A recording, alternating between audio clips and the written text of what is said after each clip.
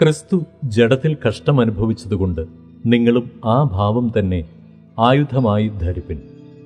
ജഡത്തിൽ കഷ്ടമനുഭവിച്ചവൻ ജഡത്തിൽ ശേഷിച്ചിരിക്കും കാലം ഇനി മനുഷ്യരുടെ മോഹങ്ങൾക്കല്ല, ദൈവത്തിൻ്റെ ഇഷ്ടത്തിനത്ര ജീവിക്കേണ്ടതിന് പാപം വിട്ടൊഴിഞ്ഞിരിക്കുന്നു. കാമാർത്തികളിലും മോഹങ്ങളിലും വീഞ്ഞുകുടിയിലും വെറിക്കൂത്തുകളിലും മദ്യപാനത്തിലും ധർമ്മവിരുദ്ധമായ വിഗ്രഹാരാധനയിലും നടന്ന് ജാതികളുടെ ഇഷ്ടം പ്രവർത്തിച്ചുകൊണ്ട് കാലം പൂക്കിയതും മതി. ക്രിസ്തു ജഡത്തിൽ കഷ്ടമനുഭവിച്ചതുകൊണ്ട് നിങ്ങളും ആ ഭാവം തന്നെ ആയുധമായി ധരിപ്പിൻ. ജഡത്തിൽ കഷ്ടമനുഭവിച്ചവൻ ജഡത്തിൽ ശേഷിച്ചിരിക്കും കാലം ഇനി മനുഷ്യരുടെ മോഹങ്ങൾക്കല്ല, ദൈവത്തിൻ്റെ ഇഷ്ടത്തിനത്ര ജീവിക്കേണ്ടതിന് പാപം വിട്ടൊഴിഞ്ഞിരിക്കുന്നു.